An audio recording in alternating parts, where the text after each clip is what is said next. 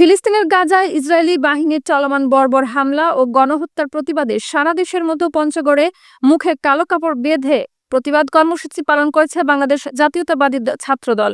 8 April দুপুরে পঞ্চগড় জেলা ছাত্রদলের উদ্যোগে ও পঞ্চগড় মকবুলার রহমান সরকারি কলেজ শাখা ছাত্রদলের আয়োজনে প্রতিবাদ সমাবেশ অনুষ্ঠিত হয়। এ সময় কলেজ ক্যাম্পাসের শতাধিকের উপরে ছাত্রদলের নেতাকর্মী ও সাধারণ শিক্ষার্থীরা অংশগ্রহণ করেন। একই সাথে ইসরায়েলি বাহিনীর নির্মম বর্বরতার প্রতিবাদ জানিয়ে বিভিন্ন প্ল্যাকার্ড হাতে নিয়ে অবস্থান করে শিক্ষার্থীরা। এ সময় উপস্থিত ছিলেন পঞ্চগড় জেলা ছাত্রদলের সভাপতি তারেকুজ্জামান তারেক।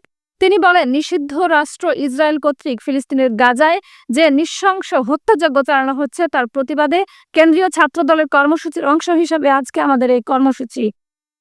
আমরা এই হত্যাযজ্ঞের তীব্র নিন্দা ও প্রতিবাদ জানাচ্ছি। একই সাথে আমরা বিশ্বাস করি বিশ্বের যে ক্ষমতাধর রাষ্ট্রগুলো রয়েছে এবং মুসলিম বিশ্ব রয়েছে সকলে ঐক্যবদ্ধভাবে নিষিদ্ধ রাষ্ট্র ইসরায়েলকে বিশ্বের মানচিত্র থেকে চিরতরে মুছে ফেলবে।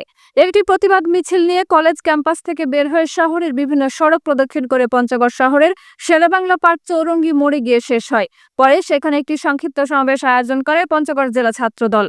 এ সময় জেলা ছাত্রদলের সাধারণ সম্পাদক রোকনুজ্জামান জাপান, সাংগঠনিক সম্পাদক জুয়েল রানা, মকবুলার রহমান সরকারি কলেজ শাখা ছাত্রদল সভাপতি মাহমুদুল হাসান ফুয়াদ সহ নেতাকর্মীরা উপস্থিত ছিলেন।